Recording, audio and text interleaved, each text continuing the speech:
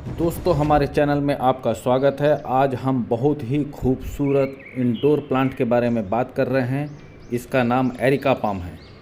यह प्रदूषण को कम करता है और अपने आसपास के ऑक्सीजन लेवल को बढ़ाने का काम करने वाला पौधा होता है।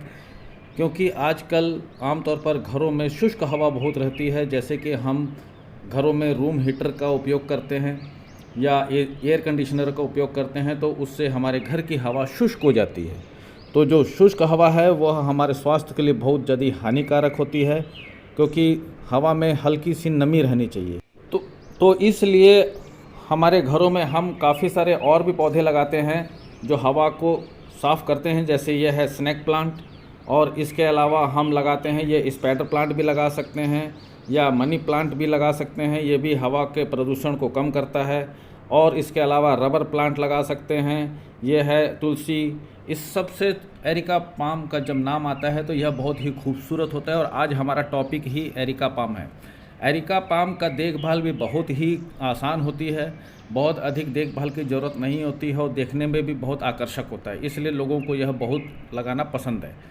तो इस पौधे के बारे में हम पूरे विस्तार से बात कर रहे हैं। अगर हमारे चैनल को आपने लाइक और सब्सक्राइब नहीं किया है तो कृपया सब्सक्राइब करें और वीडियो को पूरा देखें, आखिरी तक देखें, क्योंकि हम इसमें खाद भी 2-3 खाद बहुत ही शानदार बताने वाले हैं। क्योंकि पौधा जितना हरा भरा रहेगा उतना ही अच्छा दिखाई देता है।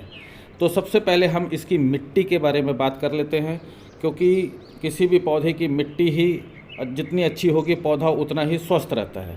तो आपको इस पौधे की जो मिट्टी है, क्योंकि हम इस पौधे को बार बार रिपोर्ट नहीं कर सकते, इसलिए मिट्टी अच्छी बनानी है। तो जो हम इसकी देखिए, आप वेल ड्रेन्ड गमला लेना है, उसके ड्रेन होल को प्रॉपर देखना है। इसकी मिट्टी में हमने 50% मिट्टी है, 10% रेत, कंपोस्ट खाद 30% और कोकोपीट 10%, ये मिलाकर ये मिट्टी तैयार करी है। काफ़ी वेल ड्रेन्ड मिट्टी है और काफ़ी उपजाऊ मिट्टी है। क्योंकि गमले में हम 5 साल के पहले हम इसे रिपोर्ट नहीं करते हैं, तो इसलिए मिट्टी अच्छी रहे और गमला बड़ा लेना है। क्योंकि धीरे धीरे गमले में, अभी हमारा गमला देखिए लगभग भरने जा रहा है और यह भरते जाता है। कोई भी फर्टिलाइज़र हम दे देते हैं तो धीरे धीरे यह जड़ें भी फैल जाती हैं, तो इसलिए इसे बड़ा गमला लेना है और मिट्टी अच्छी लेनी है। इसे फैलने, जब इससे जितना अच्छा फैलेगा उतना ही आकर्षक दिखेगा। तो इसलिए जड़ों के आसपास में इस तरह से आप देखेंगे छिलके के समान निकलते हैं। आप देखेंगे, ये देखिए, ये जो छिलका है, इस तरह के जो छिलके हैं, ये आपको समय समय पर जितना हो सके वह निकाल देना है पूरी अच्छी तरह से। क्योंकि ये सारे निकाल देने से ही इसको फैलने का, गमलों के में पौधों को फैलने का अवसर मिलता है। और ये जो सूखे हुए पत्ते हैं, इसे भी आपको काट कर तुरंत हटा देना है। और ये जो छिलके हैं, ये पौधे की ग्रोथ को रोकने का काम करते हैं और इसकी एनर्जी जो भी हम फर्टिलाइज़र देते हैं वह इसमें वेस्ट चला जाता है। तो इनको आप सूखे हुए पत्ते और इस तरह के सूखे हुए जो नीचे की जो स्किन होती है पौधे की, उसे आपको हटा देना है। तो इसे पूरी तरह हटाने के बाद में देखिए, बहुत सारे, काफ़ी सारे रहते हैं। आपको समय समय पर 15-20 दिन में जब भी देखें पौधे के आसपास से पूरी तरह से इसे अच्छी तरह से साफ़ कर दें।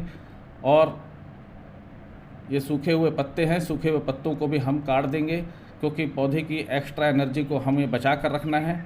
और इसमें हमें क्या डालना है आप देख सकते हैं। देखिए, हमने ढेर सारी इसे निकाल दिया है। अब इसमें हमें जो पानी की बारी आती है, तो पानी इसमें हमें सप्ताह में 3 बार, गर्मियों के समय में 2 से 3 बार ही देना है सप्ताह में।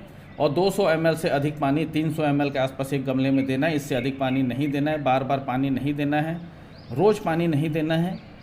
और अब इस पौधे की चमक को बनाए रखने के लिए हम बहुत ही शानदार बता रहे हैं एक चीज़।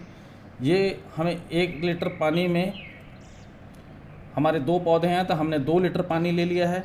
और 2 लीटर पानी में हम, ये है एप्सम साल्ट, यह लगभग 2 चम्मच के आसपास में, जितना हमने डाला है उतना ही हम ये एक बार और दे दिए हैं। और इसे अच्छी तरह से मिलाकर पौधे को पूरी अच्छी तरह से 15 दिन में एक बार आपको नहला देना है। जितना अच्छी तरह से आप पौधे को नहलाएंगे, पौधे की चमक बनी रहेगी और पौधे को यह बहुत ही अधिक पसंद होता है। इसके अलावा भी आप, अगर आपके पास में नीम का तेल है, उसे पानी में मिलाकर अगर स्प्रे कर देंगे तो वह उससे भी चमक बनी रहती है। अगर उसे स्प्रे करने के बाद में किसी भी कपड़े वगैरह से पोंछ देंगे पत्तों को, तो पत्ते बहुत चमकदार और बहुत शानदार दिखाई देते हैं। हरा भरा पौधा ही आकर्षक होता है। अब इसके अलावा हम एक बहुत सी छोटी सी और खाद बता देते हैं। ये घरेलू खाद है, हम घरेलू इसमें दे रहे हैं उपचार। ये हल्दी है और नींबू है। हल्दी जो होती है बहुत ही पौधों के लिए अच्छी होती है। छोटे छोटे जो इसमें रोग लगते हैं या कीटाणु आ जाते हैं उससे बचाव करता है। और ये जो नींबू का रस को हम इसके साथ में लगभग 1 लीटर पानी लेना है। उसमें से हमने कुछ पानी ये ले लिया है, कुछ पानी हमने बचा कर रखा है और इसमें इसे मिला देना है। मिलाने के बाद 1 लीटर पानी में इसे अच्छी तरह से मिला लेना है और बीज को देखकर ही डालना है, क्योंकि नहीं तो स्प्रे करेंगे तो यह बीज उसके होल में फंस जाते हैं। तो इसलिए आराम से इसे निकाल कर इसे मिला ले और अच्छी तरह मिलाने के बाद में आपको इसे पौधे में स्प्रे कर देना है। तो यह 2 काम करेगा। आपके पौधे का ग्रोथ भी बढ़ाएगा, छोटे मोटे जो कीड़े होते हैं और जो भी फंगस वगैरह है उसकी भी यह रोकथाम करेगा और आपके पौधा स्वस्थ हो। तो ये से आप स्प्रे कर देंगे तो पौधों के पत्तों की चमक बढ़ जाएगी। अब इसके अलावा भी बात करते हैं कि अब इसमें फर्टिलाइज़र क्या देना चाहिए। तो माइक्रो न्यूट्रेंट जो होते हैं, जैसे ये सीवीड के दानेदार सीवीड है या लिक्विड में भी आता है, इसे आप 2-3 महीने में एक बार 1 चम्मच के आसपास दे सकते हैं। और ये दूसरा जो चीज़ आप देख रहे हैं, ये यूज्ड की हुई चाय पत्ती हो सकती है या फ्रेश चाय पत्ती भी ले सकते हैं। 1 चम्मच के आसपास यूज़ की हुई चाय पत्ती अगर लेनी है तो उसे पानी में अच्छी तरह धोकर सुखाकर ही डालें। तो इसे पौधे की जड़ों के आसपास डाल देंगे तो माइक्रो न्यूट्रेंट पौधे को पर्याप्त मिल जाते हैं। इसके अलावा जो गोबर की सूखी हुई जो खाद होती है उसको अगर उसका जो लिक्विड फर्टिलाइज़र बनाते हैं वो नाइट्रोजन युक्त होता है और पौधे को बहुत पसंद। आशा है आपको ये वीडियो पसंद आएगा और अगर आपको पसंद आएगा तो अपनी प्रतिक्रिया ज़रूर दें, लाइक करें और कमेंट करें ताकि हम और भी अच्छे वीडियो बना सकें। बहुत बहुत धन्यवाद।